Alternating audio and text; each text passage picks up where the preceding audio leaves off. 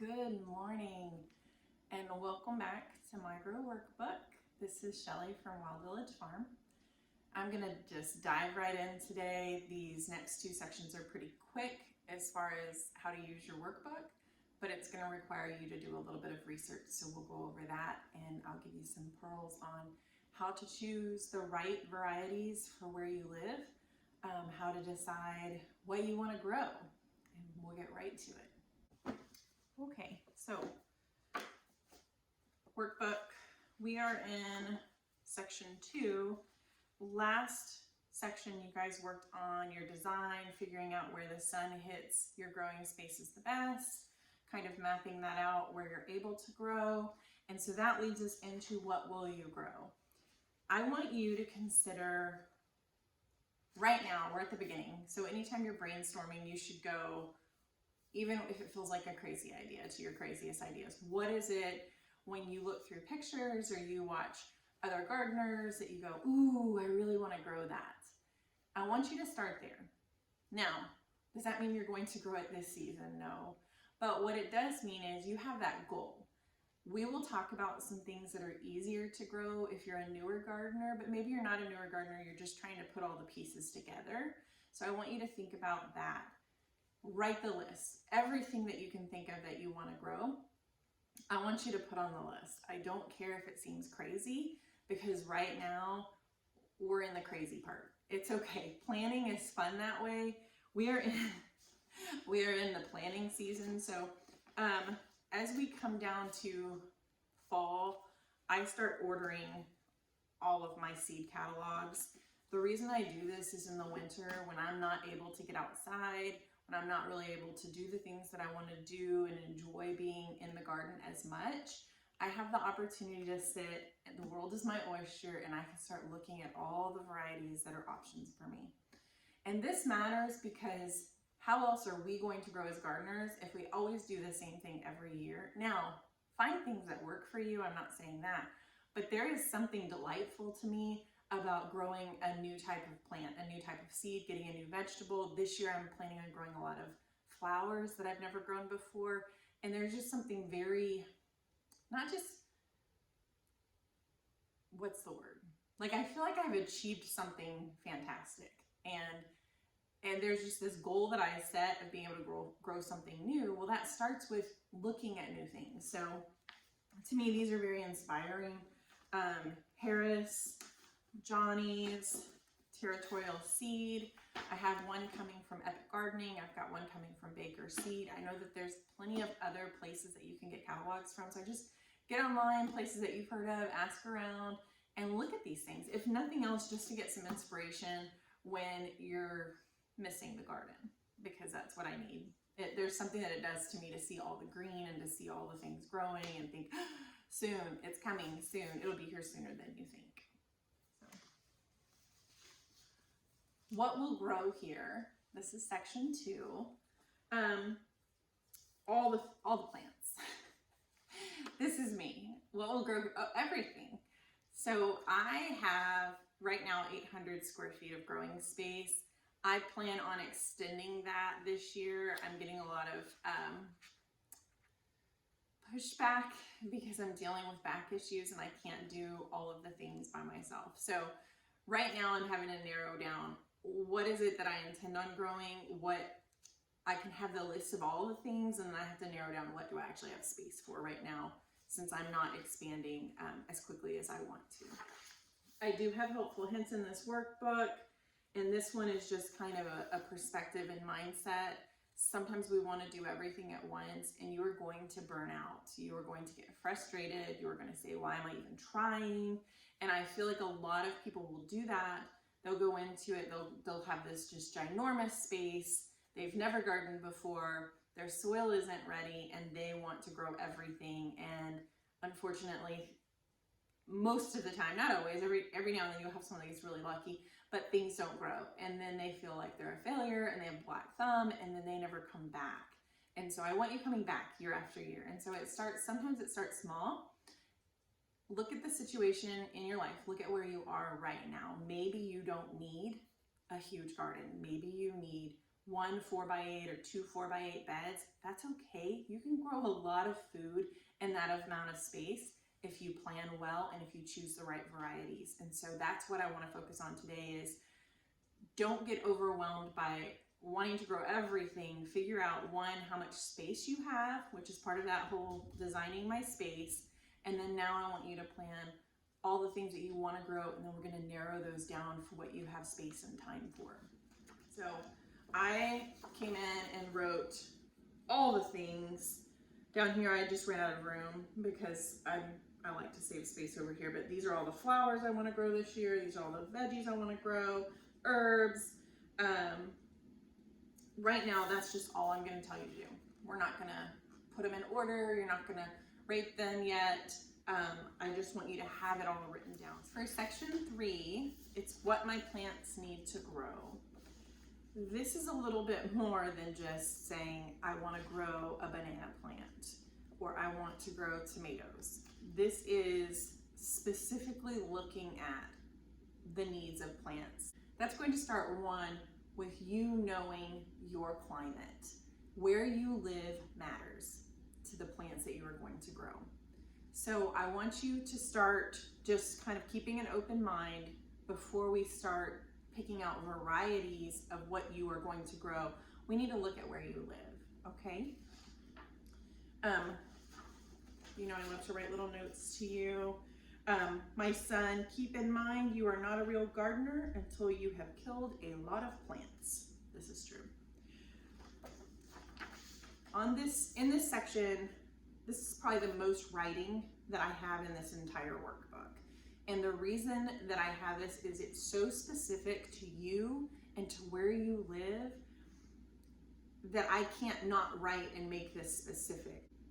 I am working with a young lady who lives in Boise, Idaho. Our climates are not the same. I'm in several garden groups where we talk about, hey, I'm in this zone. What are you growing? When are you growing? And that's when we start having conversations about zones and freezes, climates, all of it comes together, but all of it is a little bit different depending on where you live.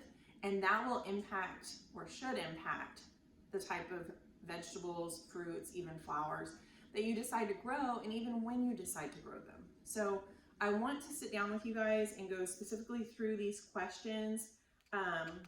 Like I said, this is the most writing in this entire workbook. I really tried to not include a lot of writing because I wanted you to have the opportunity to fill this workbook in with your thoughts, your ideas, your desires, with your plans.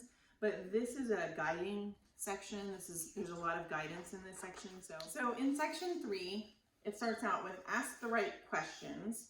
And I will spare you guys hearing me read this, but basically what we're talking about is every person lives in a place that may have different heat, cold, precipitation, just general moisture, humidity, and all of those things really matter. I know my cousin lives in Oklahoma, so quite often there's questions about what about hail, what about tornadoes? Will this withstand all the wind? Whereas in other places, maybe the question is, it gets down to 0 degrees here. Is that really going to be something that I want to plant during this time, or should I wait a little bit longer? So I want you to this is stuff you can go into the workbook and read. These are the questions. Like I said, this is the most words that are in this workbook, and they are in chapter 3 or section 3, and it's about asking the right questions. These are assignments for you. So this is your job right now, and I'll go back, I'll put those up in the video so that you can answer these questions, and then we're going to go through and do a search. I like to use Google Schmoogle. You can use any of your search engines that you choose to. It is just what I like to go to. It makes things easier for me. So figure out what your tools are and use them. Okay, so I've been helping a young lady in Boise, Idaho. So I'm typing in Boise, Idaho.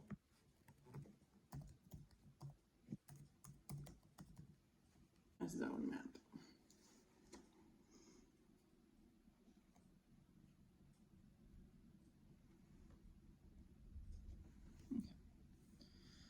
So you'll see the hardiness zone map here. And planting zone, growing zones for the USA and Canada. One thing that you need to know about planting zones or growing zones is this is especially important when you're choosing perennial plants. So perennial are plants that will come back more than 1 year. And a lot of times when you're looking at buying plants, seeds or bare roots, they will have hardiness zones on there for hardiness zone 7 to 9B or whatever. And that's really important for you if you're trying to pick something that you want to come back that will overwinter and come back in the next year. And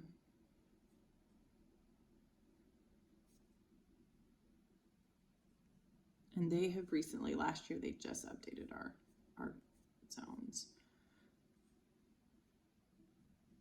And then I love this because this is where people get very, very confused.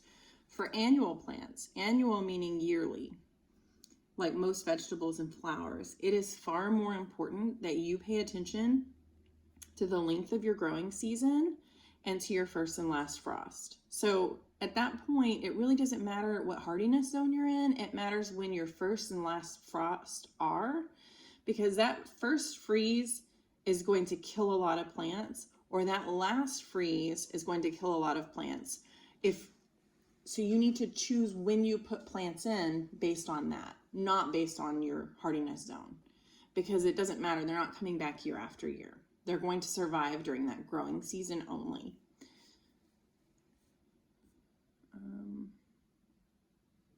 Trying to find, so if we click on, here we go.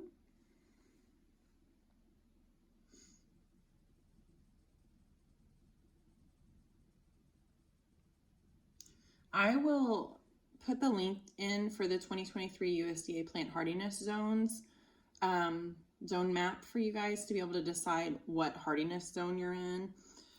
The reason I put this in here, most of us are growing annuals right now, so this is not like the most important thing, but I have been on several groups, like gardening groups, where, for example, a young lady in Utah said, I'm in zone 8B, what are you guys planting and when? And my answer to her was, it depends on my last frost date. And she said, well, I'm talking about indoors. I said, it still depends on my last frost date, because I had a year where I was antsy to plant a bunch of things. I planted way too many things in January, and we had a late frost that year. So it wouldn't have mattered. I mean, I really planted them way too early. And most of those things normally wouldn't go out till April. And then we had a frost that week. And so I had to wait another week or two. And my front room was a jungle. And I had a lot of really leggy plants. I had stunted plants because they had been in cells for far too long. I did not have enough room to up pot them. And I did not have enough space to keep them growing inside. And so now I look at when is my last frost date on my calendar, and we will do that in a second together. And I go backwards and count back the days. We want to come here. Boise is going to be somewhere in the 6 range. So here, where we go? Here it is, Boise City, right here. So they're 6A, 6B, kind of depending on where they're at. So 6A, 6B. Good to know when we start talking about fruit trees. Good to know when we start talking about dahlias or tubers that we're going to keep. We're going to talk about whether we want to overwinter them or whether we need to dig them up every year. So just so you know, if I click on, it's supposed to work. Here, let's see if I, yep, there we go. Right here. If I hover over Boise, it says click a,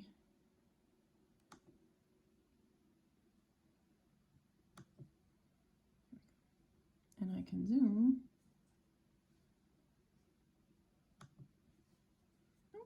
Okay. Anyways, So we have figured out our hardiness zone. Is that super important for your garden this winter? No, that's what I need you to know. But I do want you to identify your growing zone. So do that for number 1. And I will put the link down to this hardiness zone map for you in the comments or in the description, so you can go to it and not have to go through all the searching that I've had to do. Number 2, what is a growing zone and why do I need to know this? Well, we just talked about that. Your grow zone is basically, it's telling you, here, come on, move out of the way. Your grow zone, so if we come down here, since we just said hers is 6B, her average temperature, and they have it in Fahrenheit, their lowest temperature, and they have it in Celsius, which is beautiful. So her average lowest temperature is going to be somewhere between -5 and 0. Look at the difference between that and AB. My, for the most part, average lowest temperatures, and it's very rare, except for the last 3 years, is between 15 and 20. Typically, my lowest temperature stays about 25 to 30. So there's a difference in our grow zone. So what plants will survive the winter in Texas where I live versus what will survive the winter in Boise where she lives are going to be different, because there is up to, what, 35-degree difference between us as far as how cold it gets. So that's why you need to know that when we're talking about perennials down the road, fruit trees, tubers, things that you want to overwinter, that kind of thing. But right now, we're doing a lot of seed gardening or annual gardening. So for annual gardening, what I need you to look at is number 3. Number 3, how long is my growing season? This is actually way more important than your growing zone when you're planning for annuals. Hint, look up the average last frost day in your town and the average first frost day. Search online the days between the last frost date and the first frost date, and that is your growing season. For example, if your last frost date is March 15th, your first frost date is November 15th, the growing season is 245 days between March 15th and November 15th. To Google Pants, Dr. Googly Pants. Here we go. We're going to go to Google. How long is my growing season? So what you're going to do is type in, so I'm going to type in her growing season is Boise, Idaho, first frost date.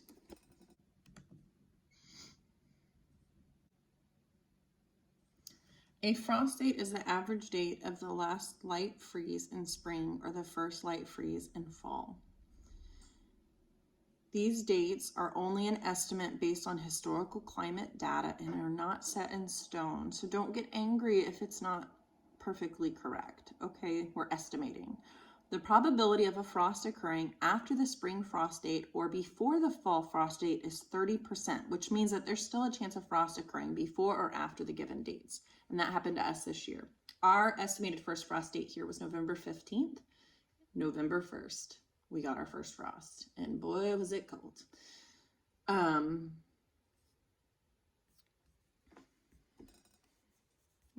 so I'm gonna leave that there for you guys. Again, I will put that in the description below so you have that information. What you can do is put your city, state, zip code, whatever in here and search it. So I'm gonna put in Boise, Idaho.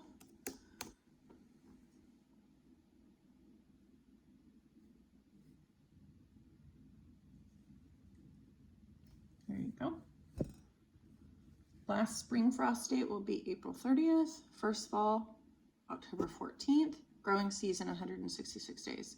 This is the easiest way to find this out. What I do is I'll put in what is our estimated last frost, estimated first frost, and then I'll have Siri on my phone. I'll say, hey, what is the number of days between October 14th? No. What is the number of days between April 30th and October 14th? And she'll give me the number, 166 days. But this is actually easier. So again, I will put this in the description so you guys can do that, and it's much easier for you guys. Now, this is going to be the most important to you if you're planting seeds and things that are going to be annuals. So annual being yearly, okay? Now, the next thing I'm going to have you do is go into section 6, my calendar. It does say plan for sow and harvest, but what I'm wanting you to do, let me show you. You're going to go to the first page of your calendar. It's January, so I would put January here, and then I would fill in my dates, okay? But right now, you could just put January, because right now the dates don't really matter. And then you're going to skip the what to plant this month, but you're going down to average temperatures this month, and you will write in your average temperatures for this month. As you see, then the page across from it has your to-do list. You don't need that right now. You'll go into February, average temperatures this month. And so we'll do that for the first 12 months of this calendar, just so you have those dates written down. Remember that these temperatures are going to affect the variety that you choose to plant and when you choose to plant it. So that's why we're doing this. We're just gathering information right now, and I'm showing you where to put it where it's helpful.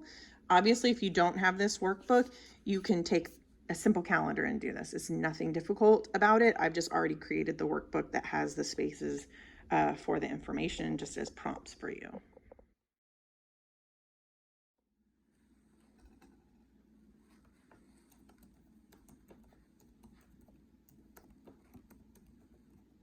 Temperatures.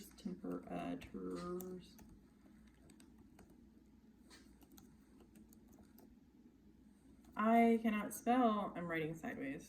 We're just going to say that's why.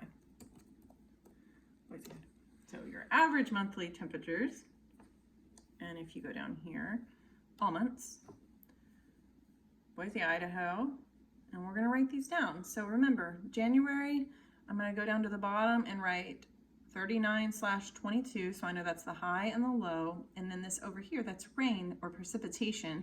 So I might put out to the side in parentheses 8 days, just so I realize, like, these are the days I'm going to get more rain, and then as we get down into June, when it's warmer, we're getting less rain, and that's going to affect our watering, and the needs of the plants kind of change at that point. So it's helpful. It's not always true. Sometimes we have floods, sometimes we have droughts, but right now this is average, and this is best guess for the year. This is hopeful for the year. So I'm gonna zoom in on that so you guys can see it a little bit better.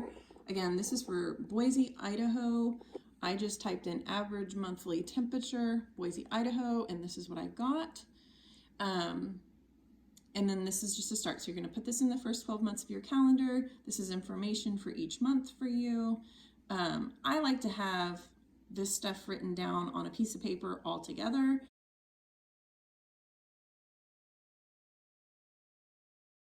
And the reason that I do that is when I'm picking out plant varieties, and I know that I have a plant that really prefers 55 to 90 degrees, I'm probably not going to be planting them in May. I probably will wait till June to plant that one because it does better with that warmer variety. Or I may plant it indoors earlier and then put it in the ground when I know that it's going to thrive outside in that weather. So these temperatures kind of help guide when I put things in the ground or when I indoor sow. So this is just a vital piece of information for us as we're getting ready to plant our garden. So now I'm going to have you guys go back into section 2 of your workbook, which is what I want to plant. And I want you to pick your top 5 things in that section. The things that, above all, you want to see those things be successful. You want those to grow well. And I want you to circle those 5 or star those 5 or put a number by them. And then we're going to go back into the Farmer's Almanac, into the place where you live, and look at their planting calendar. I went in and circled what I want to grow for sure, my top 5, which was tomatoes, strawberries, squash, green beans, and sunflowers. All right, and I'm turning in my notebook to section 3 to the plan before you plant section, and I wrote in tomatoes. Now I want to do a little research on important things to know about tomatoes. Most tomatoes, if you buy them at the store or if you order them, you're going to get information on a seed packet. You guys, seed packets are fantastic. Like I said, seed packets have an incredible amount of information in a very small space. But a simple Google search will tell you, you can say, What temperature do tomatoes grow best? Typically between 55 and 85 degrees Fahrenheit. You can ask them what is the best soil to grow tomatoes in. You're going to get well-drained, sandy, loamy soil. You're going to ask how many hours of sun do tomatoes typically need to grow well? And more than 6 hours, I think most will say 6 to 8 hours. There is an entire rabbit hole that you can go down and learn so many things about tomatoes. And I will include that at the very end of this because I don't want to overwhelm anybody that's not ready for that information. But the other part is, so this is just that basic information. This is the assumption that most people have when you're reading the back of a seed packet. They're assuming you already know these things about tomatoes, okay? So the information that you will get on a seed packet, I mean, think about this. This is your seed packet, right? They have this much room to tell you everything you need to know about this plant. So I honestly believe that the people who give us the information on the back of seed packets go into it believing and assuming that we know things already, basic things about tomatoes. They are giving me information about this variety, but not necessarily tomatoes in general. So I want you to consider that. You may look at this and go, well, I mean, I kind of know what to do, but it's not going to tell you everything you need to know about growing a tomato. It's going to tell you basic information about this variety, okay? So just keep that in mind. They're trying to give you the information. It's just, there's basic information. They're kind of assuming you already know, and it's not going to tell you the day that you should plant this. So that's why it's really important. I love that Farmer's Almanac kind of interactive, go in and find your planting guide, and you just scroll down, I'll show you, and it says tomatoes, and it tells you when you need to plant indoors. So 6 to 8 weeks before your last frost, you're going to plant indoors, and then 2 weeks after your last frost, you're going to plant them outdoors, that transplant. And from the time that you transplant them outdoors, down here when you see days to harvest or maturity, that's how many days from the time you put that into the soil of your garden or into your pots outside to when you should get your first fruit or vegetable. So there's a lot of assumptions that you know things and you may not know them, so it's okay to ask because there are a lot of words out there I'm still figuring out. But we want to talk about just basics. So when I write down in my book, tomatoes, I'm not talking variety, I'm just saying that's the type of fruit or vegetable I want to grow, tomatoes, and we are going to look up just basic things to know about tomatoes. What kind of soil do they like? How much sunshine do they need every day? What is their basic temperature that they will thrive in? Those are three really major things. If you can get those three basic things down for each type of fruit or vegetable, then when you get these seed packets, you can be a little more specific. Like this one tells you 5 to 10 days to emerge. So that's your germination. How many days to germination or till you see this two little green tiny leaves popping out of the soil. The seed depth, how deep you need to plant that seed. Seed spacing. It'll tell you sometimes they want you to plant in groups. Sometimes you'll do just one seed every so many inches or so many feet. And then it has row spacing, which the way that we plant, because we typically will plant much more intensely, we're not going to do row spacing. We're just going to do seed spacing, okay? If we were commercial farmers and we need to make sure that we have rows and rows and we were monocropping, meaning planting one crop in one space, then I would follow the row spacing guides, but I really don't need to do that. And then maturity or days to maturity or days to harvest, okay? This does talk to you about when to start inside. For this one, it says 4 to 6 weeks before transplanting. Most tomatoes you can do 6 to 8 weeks. When to sow outside, 1 to 2 weeks after your average last frost date, and when the soil temperature is at least 60 degrees. Follow that.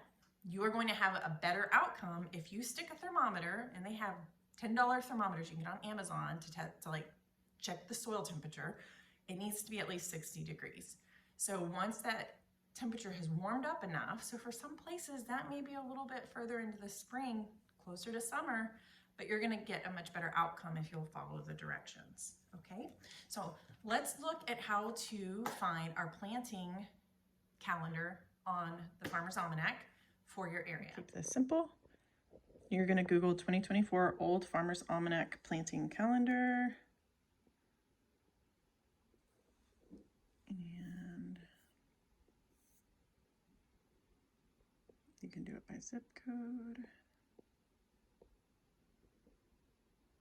I always love it when Google corrects me because I forgot an apostrophe. Okay, so it will pull this up, 2024 planting calendar. You're going to put in your city and state. We have been working for information on Boise, Idaho, so we will pull up Boise, Idaho. Sorry, my internet is very slow today. And then we will scroll down. And as you can see, so this is for the spring. Up top, start indoors, plant seedlings or transplants, start seeds outdoors, so that's outdoor sowing, and last date to plant. So we're going to scroll down, and this might be an easier way for you guys to look and make a decision about what you want to plant. Come on down. It's going to be a minute. Get down to tomatoes. So if we're in Boise, Idaho, we want to start them indoors between March 4th and 19th. We want to transplant outdoors May 14th through 21st. Tomatoes really are not something that we would want to direct sow in our garden outdoors. So we definitely want to look at these indoors or even transplants. So maybe you bought something from the store. Okay, if you bought a plant from a nursery, you don't want to put it out until May 14th through 21st. So keep in mind, if you go, and the big box stores are the worst about this, I'll go in February and they've got tomatoes at our Home Depot. Okay, I don't know why. If I get that in February, it's probably not going to make it, because one, if I keep it indoors, unless I keep it under my grow lights, I don't necessarily have the ability to keep it alive for 2 more months. If I decide to put it outside, it's got 2 months, before it's ready if I live in Boise, Idaho. So make sure when you're buying your plants that you're going to transplant that you have the ability to keep them live long enough to be able to go in the ground in May. So that's just a little pearl of wisdom there. So you can start planting them outdoors, the transplants, May 14th through 21st. The latest that you're going to want to put one out there is July 15th. Now keep that in mind. That will also depend on how long it takes your plant to produce fruit. If you put a plant in the ground July 15th, that takes 90 days, so July, August, September, maybe you'll get fruit in Boise, Idaho before that first frost. Typically their first frost is going to be October 14th. Sometimes you get it a little bit earlier. And we know with tomatoes, they do better in warmer temperatures. So the colder it gets, if it starts to fall below 55 degrees, we know that they're less likely to produce fruit. So I will come from looking at my planting guide in the Farmer's Almanac, and I'm going to write under tomatoes, again, general information. Indoor sow, March 4th through 19th. Transplant, May 14th through 25th. Last day to plant would be July 15th. Now remember, this is for Boise, Idaho. This is not for me in Texas. That's why it's specific. And I want you guys to have notes on your plants specifically for your area. So then I'm going to spin on over here, past my seed planner, into my calendar, and we're going to come into, say this is May. So we're going to write May. As you can see, I have not filled this calendar out yet. This is a brand new one. And then I would write in all the dates, and let's say May 14th. So we'll say, just pretend like that's 7. This is 14. I'm going to plant tomatoes outside. And you can come up with whatever system you want. So if that's May, this is April, this is March. In March, what day was it? March 4th. 1, 2, 3, 4. This is obviously not true. I'm not doing the right calendar, but on March 4th, we would say indoor sow tomatoes. And I know I can, anytime from this, from the 4th on, is really going to be okay, to indoor sow them. So, and some of it may depend, like we talked about on the seed packet. If the seed packet says 4 to 6 weeks, it would be better to wait and do the 4 to 6 weeks, not 6 to 8 weeks. So follow what the seed packet says, but this gives you an idea to plan your time around. In March, you're going to start indoor sowing these vegetables if you live in Boise, Idaho. So now that I've done tomatoes, I'm going to move on down to strawberries, and I'm going to do the exact same thing that I just did with you, where I'm going to go in and find just overall general characteristics about strawberries that I need to know. And then I'm going to go in to my Farmer's Almanac planting guide, to the calendar, and figure out when is the best time to plant strawberries. And I'll tell you, just in general, some places do better planting them in the fall, other places do better in the spring, and other places it really doesn't matter. So some of it is very specific to your area. Again, do you see the theme there? It is specific to your area, depending on the fruit or vegetable. And what's really cool about strawberries, so we talked about annuals and perennials. Strawberries for most places in the United States are going to be perennials. They are going to come back or could come back year after year if you take care of them right and if you choose the right variety. So whereas tomatoes, the hardiness zone really doesn't matter. That's an annual. Those are annual, meaning you will plant them once and you will get one season's harvest, and that's it. Whereas perennials, strawberries, you will plant them once and they should come back year after year. And so you want to choose those based on your hardiness zone. If you are in zone 6B, do not plant something that is hardiness zone 8 or 9. It's less likely to come back for you. At that point, it would be an annual. You can plant it, but it would be more likely to be an annual at that point, okay? So I will do that for strawberries. I would do that for squash. Squash are annuals. I would do that for green beans. Those are annuals. And I would do that for sunflowers. Technically, sunflowers are annuals, but I will tell you, once you've planted a sunflower and you've got a flower, those birds make sure that that becomes a perennial. Because in our area, I know I planted sunflowers. I think I planted 5 seeds last year, and they will produce, I know in our last garden, I had maybe 10 sunflowers. The next year, every row was full of sunflowers because the birds made sure that they were a perennial at that point. But you don't need to worry about hardiness zones at that point. Just look at the annual information and get them in the ground. They will come back. I hope that this has been helpful. When I first started gardening, or even trying to plant a garden, it was buy all the seeds, throw them in the soil, and pray. And I just want to give you guys an opportunity to figure out that there is some method to this madness. There is important information that will help you to do a really great job and to be very productive and to feel like this is worth it. And it starts with planning. It starts with knowing just basic knowledge. Learning when and how and where to plant is going to make a huge difference in the success of your garden. It's not always 100%. You do not have control over the weather. You do not have control over germination of seeds if there's something wrong with the seeds that you have. However, I can tell you that the more that you try, the more that you learn, the more you grow. The reason I have you writing this in a notebook is you will find out, you know what?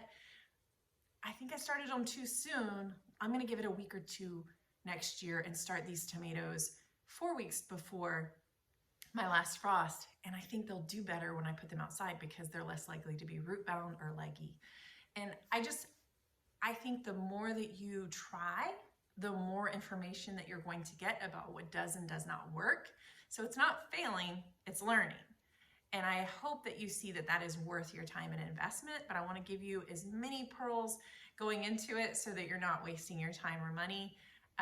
It can become very costly depending on how much time and money you're investing in this. And so I want you to start with as much helpful information as possible. So that is all for section 2 and 3 right now. Just get to work picking out your top 5, get to work figuring out your hardiness zone, get to work figuring out your last and first freeze dates and how long your growing season is. Go into your planting calendar, pick out when you should be sowing those vegetables or those fruits, and then plug them into your calendar, and we will move on to the next section. Okay, so we chose tomatoes, something simple. How to grow tomatoes. And just know there's plenty of places that are going to have expert tips and tricks. That's why I love Baker Creek.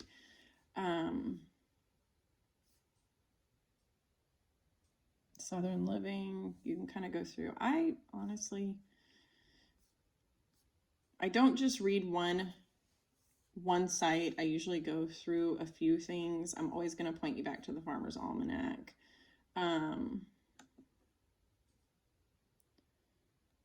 Just because it's so tried and true. It's been around for a very long time. But I love, even with that as a foundation, I love to go back and what does Baker Creek say? The other thing is I will look at the overall needs of the plant, like the type. So tomato is a type of vegetable or fruit. And then I will, as I decide on a variety or the type of variety that I need to grow, like if I'm growing on my porch and I need to grow one that grows in pots, I'm going to go to that specific variety and find out what the needs are of that variety that grows in pots. Keeping in mind that it grows in pots, so it's going to need fertilized every 2 weeks versus a plant that maybe is growing out in the garden. Tomato plants are tender, warm season crops. So the reason that's important, we want to go back and look. This is cool. It says, see when to start tomatoes for your location. So it may take some of the guesswork out of it for you. Selecting a site, when to plant tomatoes. They do have a planting calendar, which we talked about. I'll put that on there for you. So a lot of really great information here. Growing tomatoes in containers. Growing tomatoes in containers. Watering, fertilizing. This is really important information for you. So it also discusses the 2 types of tomatoes, the determinate and indeterminate tomatoes, which we've talked about that before. Early varieties, so ones that will harvest in less than 70 days. Mid-season varieties take 7 to 80 days, 70 to 80 days. Late season varieties, 80 or more days. This is a really great website for you guys to go to and to get information. So I wanted you guys to know you have this at your fingertips. I know there's a ton of information out there. I'm trying to send you to the places that are going to give you the most information, the most bang for your buck. One question I like to ask is, Google, what temperature do tomatoes prefer? Home Depot says between 55 and 85 degrees Fahrenheit. And at what temperatures do tomatoes grow best? That's important. Horticulture and Home Pest News. 55 to 85. So those are important. It's important to look at that. Okay. So what I would do is out to the side for tomatoes, just in general tomatoes, I would write grow best at 55 to 85 degrees Fahrenheit. You like how I spelled that? Okay. So go back here. Does it talk about soil? Pruning, fertilizing, watering.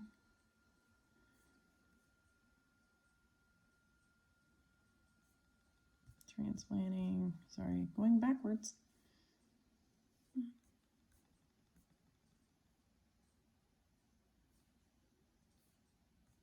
Nope. So that would be my next thing. This is great overall information. My next thing, I'm very specific. How about we spell this correctly? What soil? Soil. What soil do? What soil does? What soil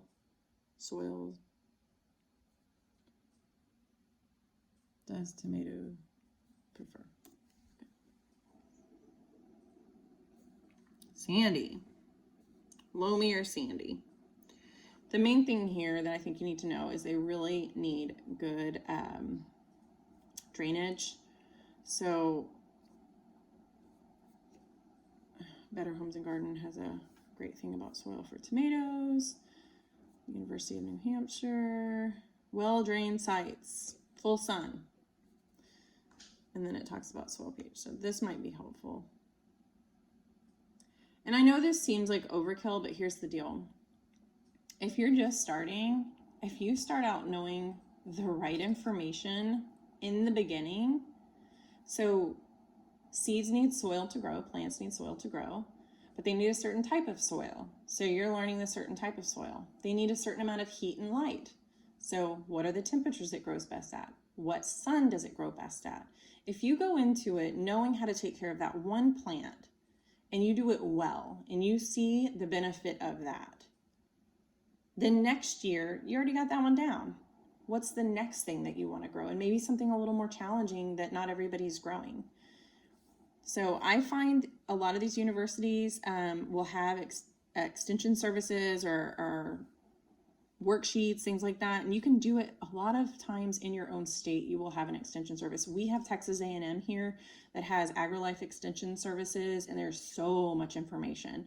And so I would go into that and figure out, this will talk to you about that soil and what you need for that soil. This is the University of New Hampshire, but get as much information as you can about what it is that you want to grow. That's why I have you go through that list, write down everything that you want to grow, and then I want you to go in and pick your top 5. Now, you may not be a beginner. So if you're not a beginner, go through and star the ones that you already know how to grow that you don't need to do all this on. Or maybe you need to go back and do a little research because you could grow it better than you've been growing it. So those are things that I would recommend to you. But anyway, so we've done this. I'm going to sit down with you now and we're going to look at, if we know, and I think we already did this, we talked about the dates. So if I know that I am only going to have so many days of the right or best temperature for a tomato, right? So look at these tomatoes. I want to eat them. Would it behoove me to choose a tomato variety that is going to fit into those dates where I'm going to get the most out of production? Because what happens is our eyes get really big, we want to grow everything, and then maybe we're not picking the right variety. And if we only have a small space, we have to be very selective about what we're going to grow. And so that's where coming up and going, okay, some of these are going to be, I just don't have a lot of growing time. So why don't we come down here and look at types of tomato. Determinate, they're more bushy, usually about 2 to 3 feet tall. You might need to stake them, but you don't necessarily need a trellis. Indeterminate, some of those will grow up to 10 feet. Do you have space for that? Indeterminate tomatoes, you really need a trellis. You need some way to really capture, you're gonna have more fruit if you can actually like contain them all the way up. They're vining, not bushy, typically. So that's your first question. And then varieties. If I only have 40 to 60 days where I'm really going to have that beneficial temperature that I know that's when they grow best, I should choose an early variety. And this gives you this gives you 2 examples and maybe 2 that it says, hey, these are ones you want to try. But you could also put into your Google search early varieties, early tomato varieties, right? So let's do that. Oh, you're not Google. Early. Oh, that's earth. Nobody's looking for earth. Ly. Early tomato varieties. Here we go.